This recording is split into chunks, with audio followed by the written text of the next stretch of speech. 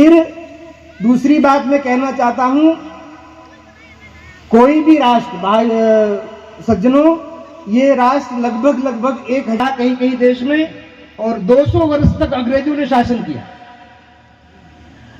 तो और गुलाम हो गई हो, तो उस पराजित जाति को स्वतंत्र होने का अधिकार है।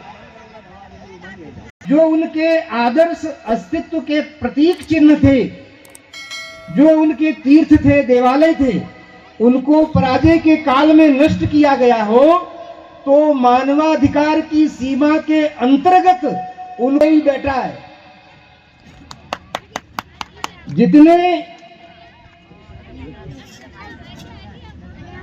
जहां जितने कम से कम नहीं तो 4000 से ऊपर स्थान तो बिल्कुल चिन्हित हैं कि जिन देवालयों को नष्ट करके उसके ऊपर ऐसे विवादित राष्ट्र की कल्पना हम क्यों करते हैं, हिंदू राष्ट्र घोषित होना क्यों आवश्यक है।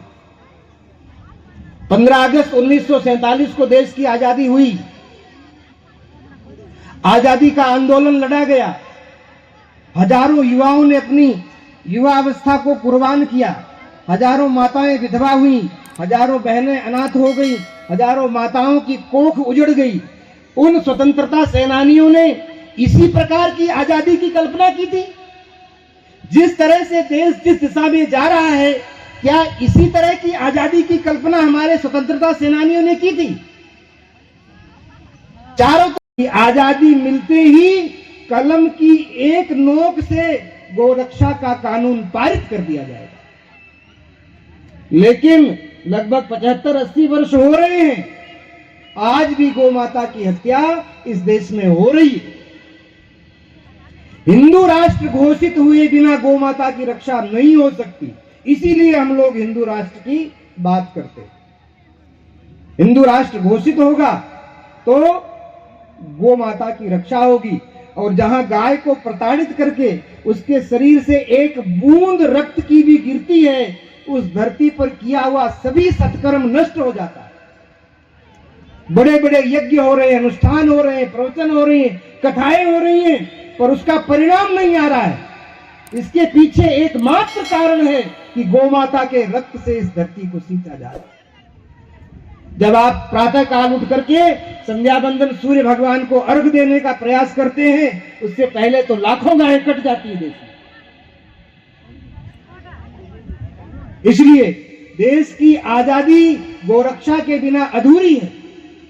इसलिए गोरक्षा इस देश में संपूर्ण रूप से प्रतिबंधित हो, गो हत्यारे को प्राणदंड की सजा मिले, ऐसी योजना बिना हिंदू राष्ट्र घोषित हुए नहीं हो सकती। आप लोग चाहते हो ना गौ माता की रक्षा हो? गौ माता की रक्षा हो, हम सब चाहते हैं, लेकिन ये तब संभव होगा सज्जनों और माताओं बहनों, जब ये राष्ट्र हिंदू राष्ट्र घोषित हो। और आज बांग्लादेश में क्या हो रहा है आप लोग नहीं देख रहे? किस तरह से बहन बेटियों को खींच की, जैसे पशुओं को खींच करके लाया जा। ये दरिंदे, ये एहसान फरामोश बांग्लादेश हमारे एहसान को भूल गया। भारत की कृपा से, भारत की शक्ति से इसको आजादी मिली थी।